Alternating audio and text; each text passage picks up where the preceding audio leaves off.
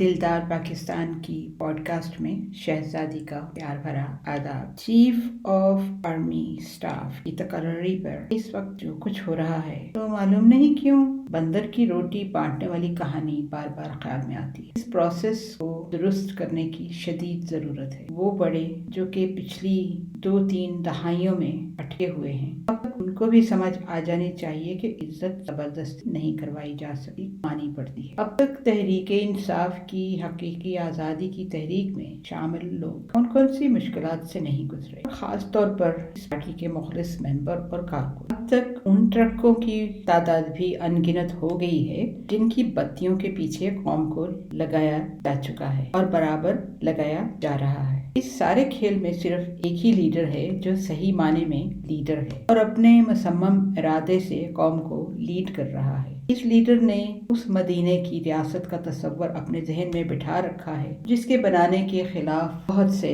उस जमाने में काफिर थे, लेकिन कम अज कम वो उस जमाने के काफिर जो थे 5 वक्त की नमाजें नहीं पढ़ते थे और ना ही उम्रे और हज करते थे।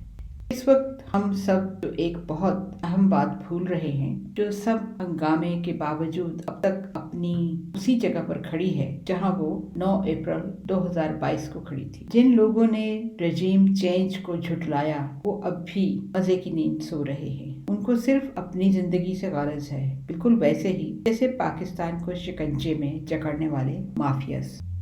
मैं आपसे बात की थी बंदर की रोटी वाली कहानी की। इस वक्त आपको याद दिलाते हैं, पता नहीं क्यों जहन में आ गया बंदर का वो तमाशा जो अक्सर गलियों में बच्चे बहुत शौक से देखा करते थे। इस तमाशे में एक मेल और एक फीमेल बंदर होते थे। एक तो शायद उसका नाम मसरदीन था और दूसरी थी लच्छो बांदरी। इन दोनों का काम था सारा वक्त नाराज रहना, अपनी बात मनवाने के लिए। और वो जो मदारी होता था वो सारा वक्त उन दोनों को मनाने की कोशिश करता रहता था और बच्चे उससे महजूज होते थे, अब तालियां बजाते थे। सादा जमाना था, वरना उस दौर के बंदर के तमाशे में ऑडियो वीडियो और रिश्वतखोरी ऐसों की खुर्द-बुर्द का जिक्र भी शायद होता। आजकल के सियासी जंग में जिन दो किरदारों ने अपनी डिमांड्स आगे रखी हुई हैं वो बड़े उन्होंने अप्रैल से अब तक ट्रक की बत्तियों को एडजस्ट करने में पूरी कोशिश की है, मतवातर बल्कि कोशिश कर रहे हैं एडजस्टमेंट की। लेकिन आज के इस तमाशे को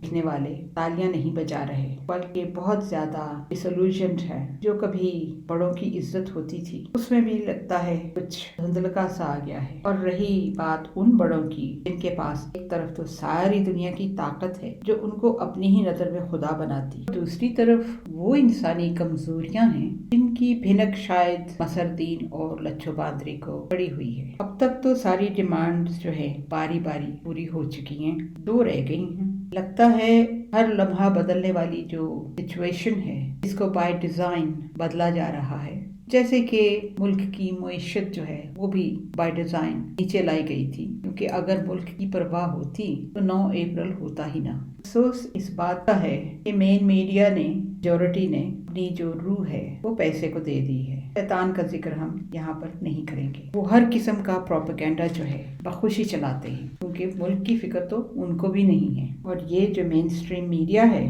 तकरीबन 95% बार बार नवाज शरीफ का जिक्र ऐसे करते हैं और पूरी शरीफ फैमिली का जिक्र ऐसे करते हैं जैसे वो पूरे मुल्क के अभी भी करता धरता है, उनको रेलेवेंट रख रहे हैं। और जरदारी साहब हमेशा की तरह आराम से अंडर द रेडार चलते चले जा रहे हैं। आपकी जिद थी कि लेवल प्लेइंग फील्ड दिया जाए। ऐसे लोग हैं ये, कौन सी जमहूरियत की बात करते हैं ये। और बाप की बेटी जो है वो भी जब बचपन से आदी है अपनी हर जिद मनवाने की, वो भी बाप की तरह जिद्दी है, तो वो बाकायदा पूरे हरबे इस्तेमाल करेगी अपनी आखिरी 2 जिदें मनवाने के लिए। देखें हालात कैसे चलते हैं, ये आखिरी 2 जिदें पूरी होती हैं या नहीं। क्योंकि बेटी की जबरदस्त ख्वाहिश और जिद है इमरान खान को नाअहल किया जाए, और उसके बाद उससे भी बड़ी उसकी दिली ख्वाहिश है कि इमरान खान को जेल में डाला जाए। सिर्फ यही कह सकते हैं कि कोई खास अंदर बहुत सारी तहों में, दिल की तहों में कोई छुपी हुई ख्वाहिश है उसको वो पूरा करना चाहती है, या शायद अपने जलते हुए दिल को थोड़ी सी ठंडक पहुंचाना चाहती है। इस खानदान के मुताबिक डेली मेल यूके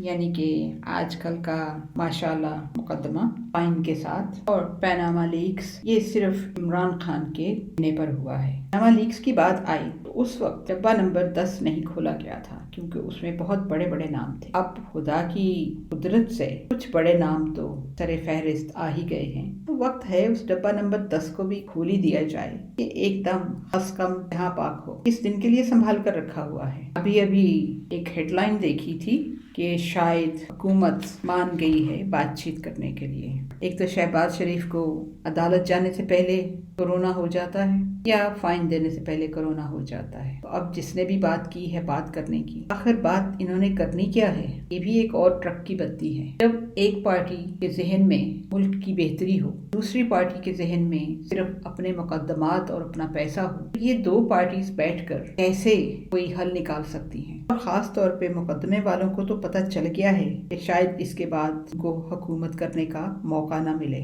لہٰذا وہ چاہتے ہیں کہ جتنی دیر چپکے رہ سکیں چپکے رہیں۔ جہنم میں جائے عوام، جہنم میں گیا ملک۔ اور ملک کا جہاں تک تعلق ہے، معلوم نہیں یہ حساب کی بات ہے کہ ان کے پاس زہر کھانے کے لیے پیسے نہیں تھے، لیکن پتہ چلا ہے کہ سندھ سے کوئی 4 جہاز پیسے کے بھر کے بھی چلے گئے ہیں۔ پہلے تو کسی شپ کے تھرو گئے تھے، اب وہ جہازوں میں گئے ہیں، اور وہ بھی انڈین جہازوں کے تھرو۔ اس کے بعد یہ جو شہباز شریف ہیں، ان کے بار کے دورے نہیں ختم ہوتے پورے لوگوں کے ساتھ، وہ بھی پیسہ کہاں خرچ ہوتا ہے؟ پھر پورے ملک کی پولیس بلا کر اسلام آباد میں بٹھائی ہوئی ہے ڈر کے مارے، ان کا بھی خرچہ ہے۔ مجھے سمجھ نہیں آ رہی اس حساب کتاب کی کہ واقعی میں خزانہ خالی ہے یا نہیں۔ کسی اور دن اس کے بارے میں بات کریں گے، لیکن ایک بات یاد رکھیے جو میں نے اپنی زندگی سے سیکھا ہے کہ جب تک کوئی کام ہو نہیں جاتا اس کے بارے میں یہ سمجھ لینا کہ ہاں ہو جائے گا، آپ کو نا امید بھی کر سکتا ہے۔ لہذا یہ جو آج کل پروپیگنڈا چل رہا ہے، ایون انکلوڈنگ ٹاکس، ان ساری باتوں پر اس وقت یقین کریں جب سچ مچ الیکشن ہو جائیں۔ تب تک اب بھی اپنا خیال رکھیے۔